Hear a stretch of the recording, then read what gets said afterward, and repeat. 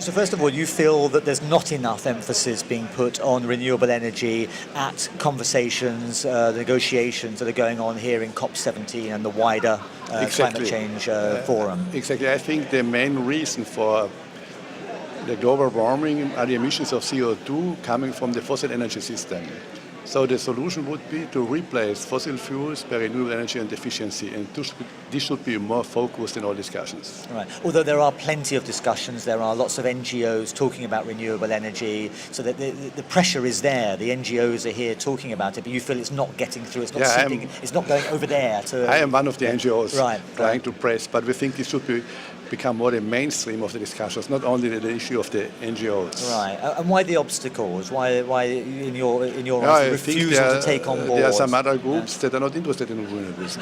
They are afraid they might lose a little bit of their business.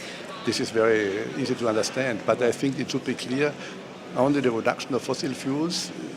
The motto should be leave fossil fuels in the earth crust and replace them as fast as possible by renewables and by energy efficiency. Right. You're talking about oil companies and coal companies and the like. Whatever you think of, yes. Right. Okay. So, right.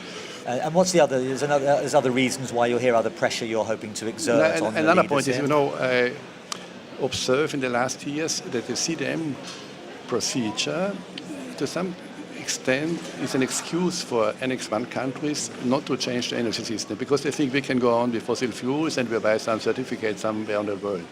But this is not a solution because in the future, to comply with the 2-degree target, we have to reduce our emissions to 2 tons per capita in each country.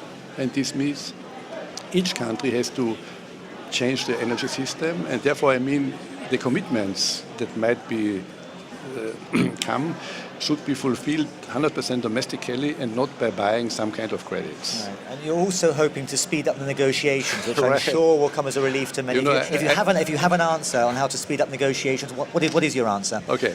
I think the process is very slow, and this is due to the fact that 194 countries have to agree upon a certain subject. But we don't have enough time to wait for the slowest partner in this discussion.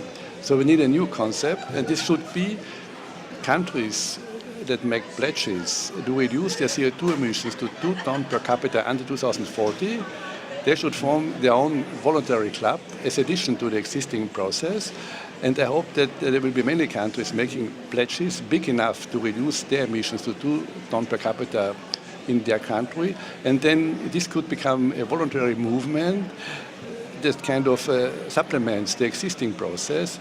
And if you might get 50 or 100 countries doing this kind of real fast and very consequent emission reduction policy, this will become the majority, and then also the slowest we see it's much better to go to renewables than to stick on the fossil fuel option. And can you see that ever being implemented? Are there not too many vested interests in the way the process is run at the moment? I think the process now is going on almost for 20 years.